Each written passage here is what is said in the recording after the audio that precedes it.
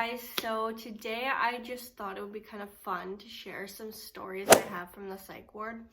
A quick backstory is I have OCD and I have been in the psych ward many times, so it's not like a whole foreign thing to me. It's very close to me because it's a big part of my life, because I was there for quite a long time in my teenage years. I'm still a teenager, but for the most part of my teenage years, I spent a lot of it in the psych ward.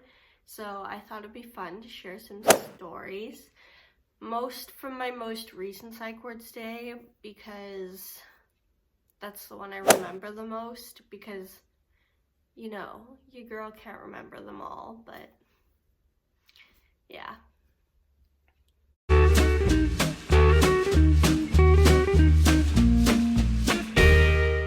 So the first one's gonna be a little tame.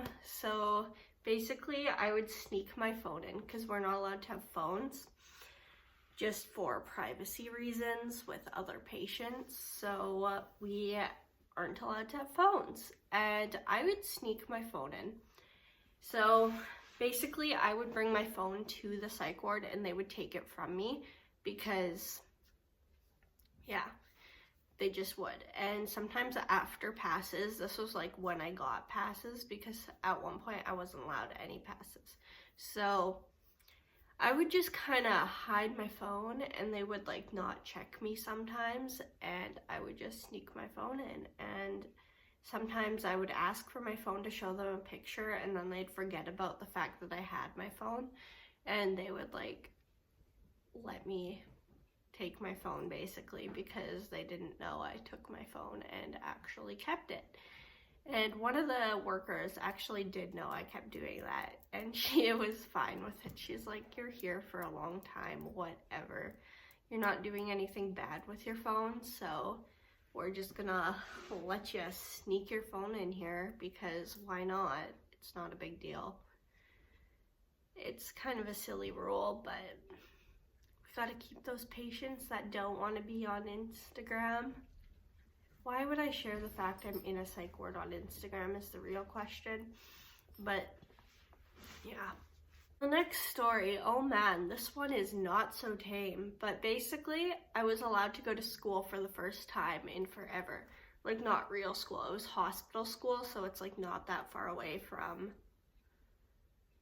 the psych ward. We just have to walk there. So we're walking to hospital school, I do my school, and I was like,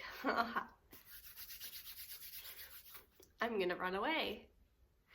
And basically, I was like a lot ahead of my whole group, and they didn't think anything of it. And I just saw the door and was like, peace out, guys.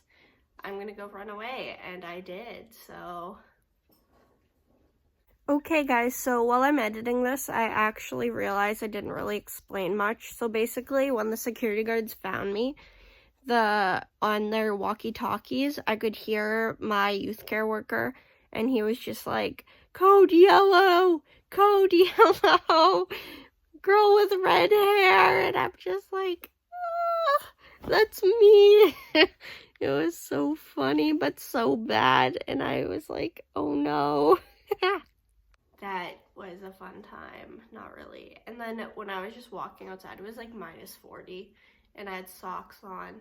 I didn't have shoes, and I was in like not hospital clothes. They put me in hospital clothes after this, but I was wearing my normal clothes, and then the security guards walk up to me. "Brittany." My name is Brittany, not Barrett, by the way. It's just, I don't know why I did that, but my name's Brittany. So they're just like, "Brittany, what are you doing?" And I'm like, good question. And they all knew me by name, so it wasn't a big shock that they called me by name, but they were just like, "It's -40, you're in your socks."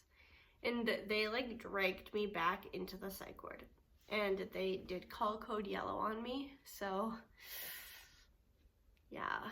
But basically they're like, "She's heading here, go get her." And I'm like, okay. The next story is about being in the ICR. So I wasn't in the ICR a whole lot, but basically it's just a room with just like one bed and nothing else, and it's like a white room, and it's really depressing.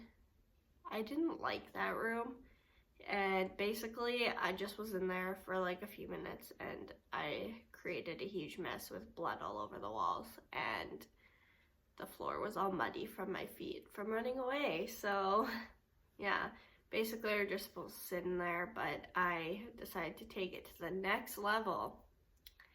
And then they couldn't put me in there because they were like, Kate, you need restraints. So yeah, that's my story about the ICR. It's not that interesting, but. Another recap while editing, basically the blood on the walls thing was because I hit my head really hard on the wall a bunch of times and my head was bleeding basically, so that's why there was blood on the walls. I wasn't on my period or anything. I'm not that gross. But that's kind of what it sounded like, so that's kind of disgusting.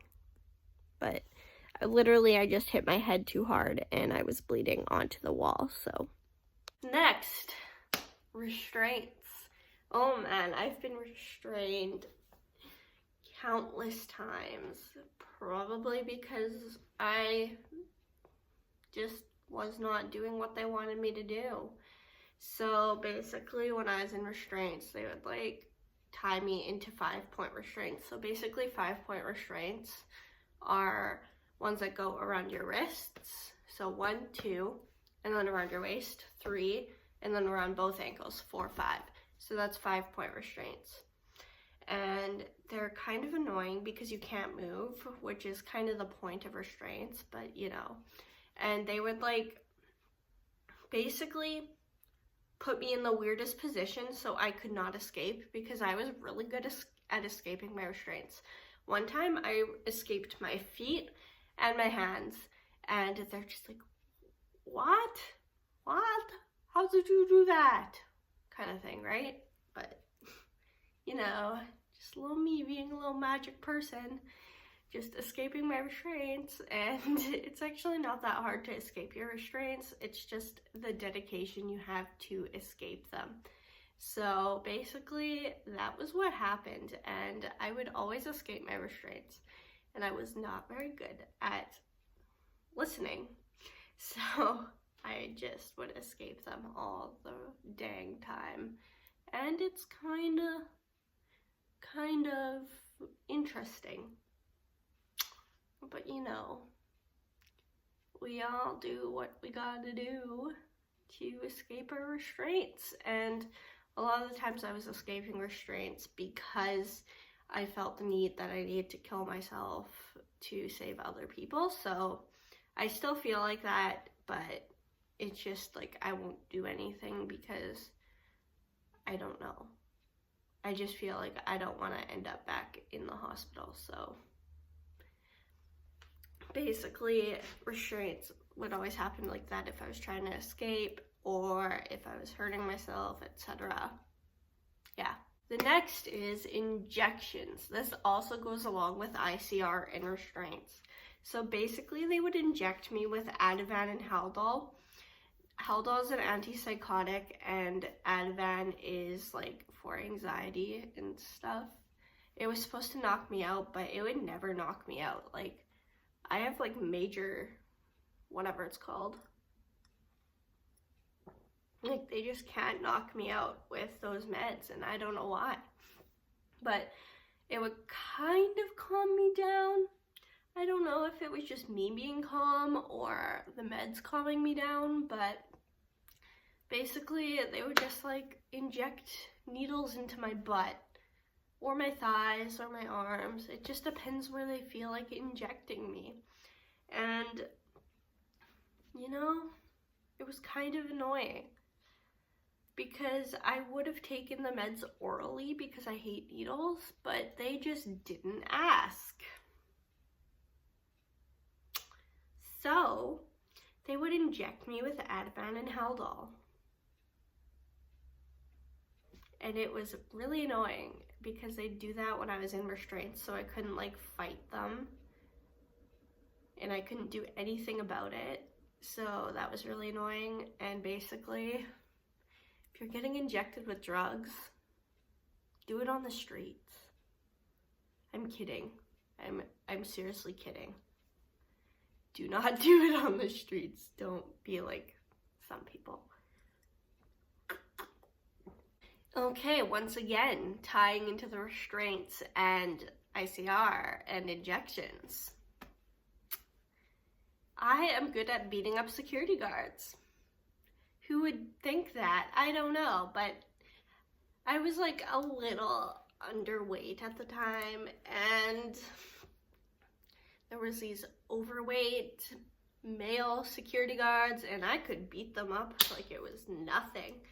I could like take my legs and attack them, and they were like, it's hard to put me in restraints because I am very muscular for someone that looks like me. I am very muscular and I can hurt you if I want, and they found that out. They really did, and they were like, oh man, why do we have to deal with her? I feel like they just thought like, why her kind of thing. But yeah. Another story I want to add into here is basically I was getting put in restraints, and this one security guard, I freaking hate him for this. He shoved his hand into my bra. Like, that's what he did, and no, like, you don't do that to me. I know I was, like, mentally unstable, but you still don't do that to someone. Like, you don't, just no, you don't do that, you know? It's just so annoying. Whenever I think about it, I'm like, are you kidding me? Are you freaking kidding me kind of deal, right? Like, you don't put your hand in someone's bra when they're mentally unstable. Okay, a little fun story for you guys. I don't know, this is a little bit of a twist. Basically, I'm really good at Uno, so I would beat everyone at Uno. It was a fun time. I would play Uno like 24/7, so I would just always win. And it was really fun because who doesn't love winning?